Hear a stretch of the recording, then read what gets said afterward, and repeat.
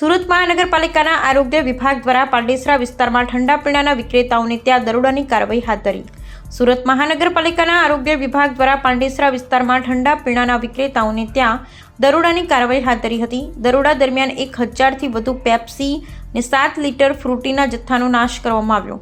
આ ઉપરાંત પાણીપુરી વિક્રેતાઓને ત્યાં પણ તપાસ કરી અખાદ્ય પૂરીનો નાશ કરવામાં આવ્યો। એપ્રિલ મહિનાના પ્રારંભ સાથે જ શહેર સહિત રાજ્યમાં ગરમીના પ્રકોપને પગલે નાગરિકો ત્રાહિમામ પોકારી ઉઠ્યા છે। હીટવેવની આગાહી વચ્ચે સુરત મહાનગરપાલિકાના આરોગ્ય વિભાગ પણ હરકતમાં આવી ગયું છે। હાલમાં જ બરફના ગોળાનું વેચાણ કરનારાઓ બાદ આજે સવારે પાંડેસરા વિસ્તારમાં ઠંડા પીણા વિક્રેતાઓને ત્યાં દરોડાની કાર્યવાહી હાથ ધરી હતી। દરોડા દરમિયાન 1000થી વધુ પેપ્સી, 80 કિલો અખાદ્ય પદાર્થનો જથ્થો અને 7 લીટર ફ્રૂટીના જથ્થાનો નાશ કરવામાં આવ્યો હોવાનું જાણવા મળ્યું હતું। ઉનાળાની કાળઝાળ ગરમીની શરૂઆત થઈ ચૂકી છે। ગરમીથી બચવા લોકો ઠંડા પીણા ઉપરાંત બરફનો ગોળો, બરફ પેપ્સી કે આઈસ્ક્રીમ આરોગ્ય છે, તેમાં પણ પેપ્સી ઉનાળામાં બાળકોમાં પ્રિય બની રહી છે। આરોગ્ય વિભાગની ટીમ દ્વારા પાંડેસરા વિસ્તારમાં પાણીપુરી વિક્રેતાઓને ત્યાં પણ તપાસ હાથ ધરવામાં આવી અને અખાદ્ય પૂરીનો નાશ કરવામાં આવ્યો અને નોટિસ આપી તેમજ દંડની પણ વસૂલાત કરવામાં આવી।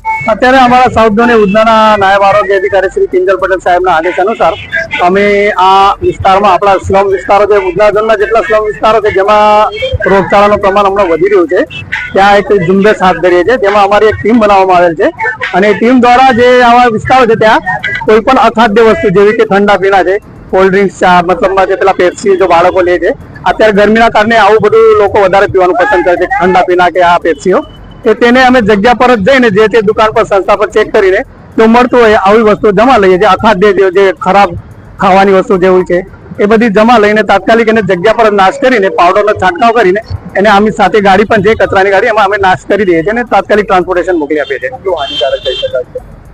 આ તો ખરેખર આરોગ્ય માટે બહુ જ ખરાબ વસ્તુ છે, કેમ કે એના કોઈ પણ પાણીનો સેમ્પલ કે એના વગર બનાવતી વસ્તુ હોય છે, એટલે એના કોઈ આપણા પાસે કોઈ એવું નથી કે ભાઈ કોઈ પણ એના પર સિમ્બોલ વગરની વસ્તુઓ વેચાય છે। અત્યારે કેટલો નાશ કરવામાં આવ્યો